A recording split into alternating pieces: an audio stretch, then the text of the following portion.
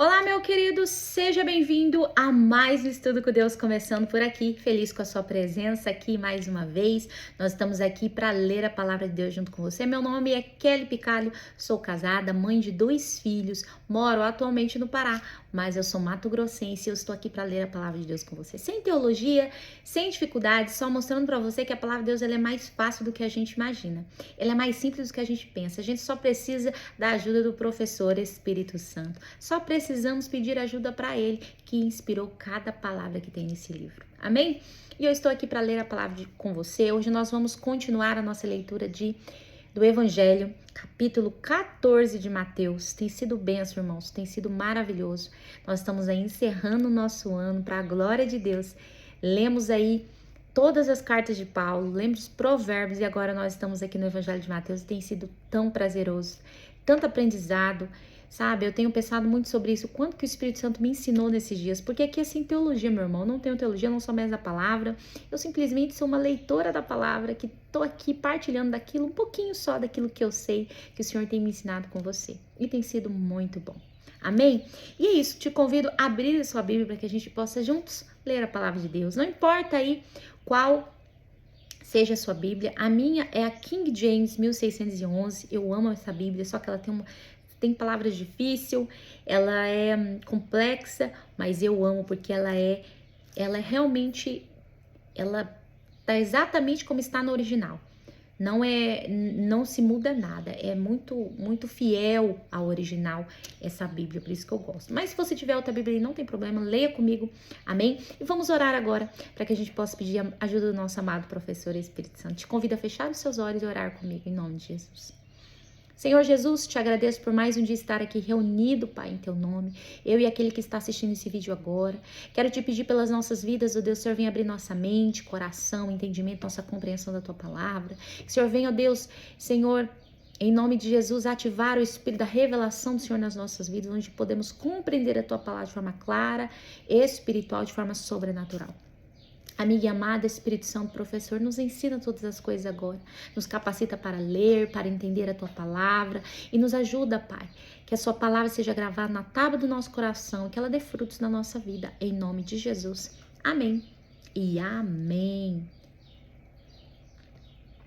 Então vamos lá para a nossa leitura de hoje, que está em Mateus, capítulo 14, versículo 1, que tem como título A Morte de João Batista. Nesse tempo, versículo 1, Herodes, o tetrarca, ouvindo a fama de Jesus, disse aos seus servos: Este é João o Batista. Está ressuscitado dos mortos e por isso obras poderosas atuam nele. Pois Herodes, havendo prendido a João, o amarrou e o colocou na prisão por causa de Herodias, esposa de seu irmão Filipe. Porque João lhe dizia, não te é lícito possuí-la. O que acontece aqui? Herodias era esposa de Filipe, irmão de Herodes. Eles, na verdade, eram meio-irmãos. Então, ela era cunhada de Herodes. E ele separou ali da sua esposa, Herodes, e Herodias separou ali de Filipe e se juntaram. Além de eles serem cunhados, ele também era tio dela. Então, Herodias era sobrinha de Herodes, mas também de Filipe. Eles eram tios dela. Então, o que estava acontecendo era um incesto, que era abominável, que é ainda abominável, mas para o povo judeu ali era terrível. Então, por isso que João Batista estava acusando Herodes ali de incesto, estava pregando o arrependimento para ele, e por isso ele foi preso ali. Amém? Continuando aqui no versículo 5. E querendo matá-lo, temia o povo, porque eles o consideravam um profeta. Celebrando-se, porém, o aniversário de Herodes, a filha de Herodias dançou diante deles e agradou a Herodes. Perante isso, prometeu com juramento dar-lhe tudo o que pedisse. Versículo 8. E ela, tendo sido anteriormente instruída por sua mãe, disse, dá-me aqui, em um prato, a cabeça de João Batista. E o rei se arrependeu. Contudo, por causa do juramento dos que estavam à mesa com ele, ordenou que ele desse. E ele mandou decapitar João na prisão. E a sua cabeça foi trazida em um prato e dada à moça, e ela levou para sua mãe. Versículo 12. E vieram seus discípulos, levaram e enterraram o corpo e foram dizer a Jesus. Então, João Batista estava preso, já tinha 1 ano que ele estava preso quando ele foi morto, decapitado. E ali foi todo um plano preparado ali por Herodias, querendo mesmo não ser rejeitada ali seu pedido da decapitação de João Batista. Então ela tramou ali, fez a filha dela dançar. A filha dela ali conquistou o coração ali de Herodes e, como sempre, a mulher conquistando o coração do homem, e ele prometeu tudo que ela quisesse, ele daria, até metade do seu reino. E ali, ela já instruída antes pela sua mãe, ela pediu a cabeça de João Batista. E a cabeça, quando fala cabeça no prato, o prato deles era onde colocava as carnes, que era um prato redondo de madeira. E foi assim que chegou até ela a cabeça de João Batista. Então, João Batista foi mantido preso 1 ano até ser decapitado, porque o próprio Herodes gostava, de certo modo, ali de João Batista. Ele sabia que ele estava pregando o que era certo. E também ele temia o povo. Mas diante daquela situação, ele ficou envergonhado, de ter que ali não cumprir com sua promessa que ele prometeu ali diante de todas aquelas pessoas. Amém? E aqui nós podemos pensar que é muito difícil, o que é realmente muito difícil para nós é compreender como que uma pessoa que fez bem ao mundo, trouxe revelação de Deus, do Filho de Deus, pode ter tido uma vida, de uma morte, na verdade, tão terrível, tão trágica como João Batista. É a hora que nós temos que nos dar conta que não é porque você tem uma vida de alto nível, uma vida espiritual de alto nível ali, sob o favor de Deus, que você não vai ter problema, que você não vai deixar ali de passar dificuldades financeiras, que você vai ter a paz que você espera em todo tempo, que você vai ter a ausência de problemas e a ausência ali de dificuldades. Pelo contrário, não existe isso, não existe um padrão, e isso é o que mais traz confusão ali, tanto para os teólogos quanto para os filósofos, porque eles não conseguem compreender isso e não conseguem discernir o motivo de que pessoas moralmente boas, que fazem grandes feitos na terra e até mesmo no nome de Deus, podem enfrentar tão terríveis situações na vida e até na morte. Então aí é uma situação que nos faz perceber que todos nós estamos sujeitos a todo tipo de situação. O mal vem para o bem, para o homem bom e também para o homem mau. Amém? Isso é um dos mistérios de Deus e não tem aí uma explicação clara, simplesmente é a vontade de Deus que é soberana e sempre vai ter um motivo, obviamente, eu acredito, mas muitas vezes nós nunca vamos entender, nunca será nos revelado. Amém? Continuando aqui no versículo 13, que diz assim: ouvindo Jesus isso, partiu dali em um barco para um lugar deserto, à parte, e ouvindo isto, as multidões seguiram-no a pé desde as cidades. Versículo 14. E Jesus saindo viu uma grande multidão e, movido de compaixão por eles, curou os seus enfermos. Então Jesus, você imagina, ele estava triste. João Batista era seu primo, era seu parente, era um grande homem de Deus. Então, quando ele escutou da morte de Jesus, do João Batista, ele se retirou para refletir, talvez até mesmo para chorar, a gente não sabe, para orar, mas a multidão não permitiu. Foi atrás de Jesus e ali Jesus curou aquela multidão. Mesmo em frangalhos, com o coração quebrado, ele curou a outros. Mesmo com precisando de restauração, ele restaurou a outros. E quantos de nós que estamos aí no ministério, estamos realizando grandes coisas em nome do Senhor, estamos realizando coisas em nome do Senhor, até mesmo uma visita, ou até mesmo uma oração por alguém, nós estamos fazendo quebrados, orando para a cura de outro enquanto nós precisamos de cura, orando pela restauração de alguém enquanto nós estamos precisando de restauração, orando, em prol das pessoas enquanto nós estamos precisando da oração. Isso é um ministério. Ele é um privilégio, ele é uma alegria, mas ele também é uma cruz e é pesada. E ele também, ele é espinhoso, o ministério é espinhoso. E se você não estiver bem firmado no Senhor e muito temente a Deus, você não resiste. Porque não é fácil você ter que curar o outro enquanto você está precisando de cura. Amém? Continuando aqui no versículo 15. E chegada a tarde, os seus discípulos aproximaram-se dele, dizendo: o lugar é deserto e a hora já é passada. Despede a multidão para que indo às aldeias comprem mantimentos. Versículo 16. Mas Jesus lhe disse: e eles não precisam partir, dai-lhes voz de comer. E eles lhes disseram: nós não temos aqui senão 5 pães e 2 peixes. Ele disse: traga-os aqui para mim. E ordenando a multidão para que se assentasse sobre a relva, tomou 5 pães e os 2 peixes, e ergueu os olhos aos céus, ele os abençoou. E partindo os pães, deu aos seus discípulos, os discípulos à multidão. Versículo 20. E todos comeram e se fartaram, e dos pedaços que sobraram tomaram 12 cestos cheios, e os que o haviam comido eram cerca de 5.000 homens, além de mulheres e crianças. Este milagre aqui, ele é o único milagre que está em todos os evangelhos. Todos os evangelhos têm escrito sobre esse milagre aqui. E aqui nós vemos a multiplicação dos 5 pães e 2 peixinhos, um dos grandes milagres que Jesus realizou. Continuando aqui no versículo 22. E logo Jesus compeliu seus discípulos a entrar no barco e passar adiante dele para o outro lado, enquanto ele despedia a multidão. E despedida a multidão, ele subiu para o monte para orar à parte. E vindo a noite, ele estava ali sozinho. Geralmente, depois que Jesus fazia grandes milagres, ele se retirava. Não sei se você já observou na Bíblia, ele sempre se retirava para orar. É muito importante quando você faz algo em nome do Senhor, você se retirar, porque ele está se resguardando dos ataques, das retaliações e também do próprio orgulho, para que ele possa se voltar para Deus e ele entender e entregar para Deus toda a glória, não é verdade? E aqui ele se retira e vai e sobe o monte, vai orar. Ali na oração ele vai ter o seu tempo com Deus, ele vai ali regar o seu relacionamento com Deus, ele vai ali buscar a presença de Deus. Ele para tudo, sai do meio da bagunça, se desliga ali da vida, vamos dizer assim, das redes sociais, se fosse nesse tempo, ia para o meio do mato e vai ouvir Deus falar. E é isso que nós temos que fazer, nós temos que parar, tem hora, e ouvir Deus falar.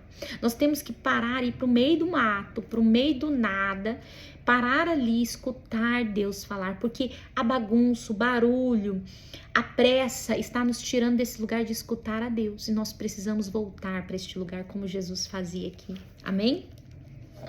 Versículo 24. O barco, porém, estava já no meio do mar, agitado pelas ondas, porque o vento era contrário. Mas a 4ª vigília da noite, Jesus foi até eles andando sobre o mar. A 4ª vigília era das 3 às 6 da madrugada. Então, foi nesse período da madrugada que Jesus, após orar, ele foi ali realizar mais um milagre, mais um feito, mais um sinal ali, que ele era o Filho de Deus. Versículo 26. E quando os discípulos ouviram andando sobre o mar, eles perturbaram-se, dizendo: é um espírito, e gritaram de medo.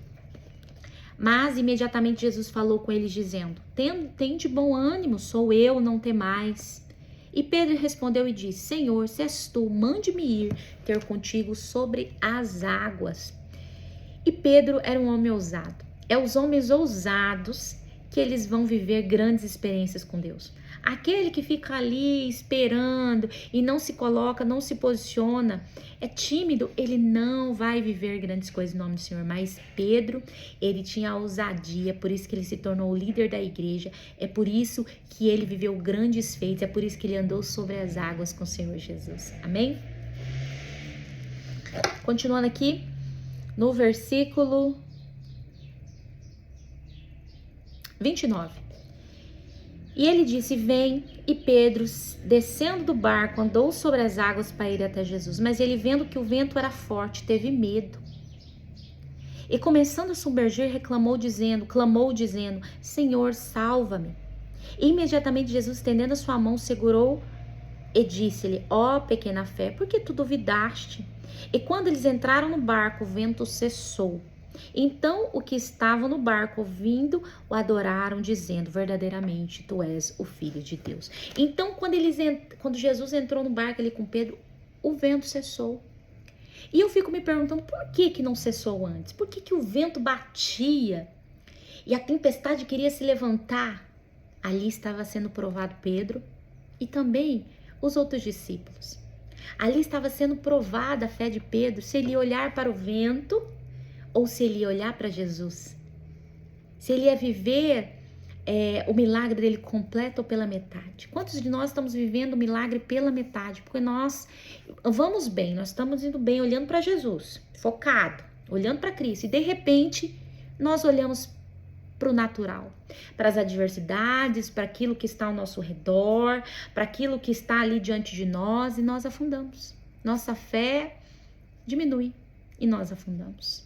Que possamos permanecer focado em Jesus, para que possamos viver o nosso milagre completo, porque Jesus, quando ele começa o milagre, ele quer ir até o fim. Amém? Versículo 34, que diz assim: Ora, terminada a travessia, eles chegaram à terra de Genezaré.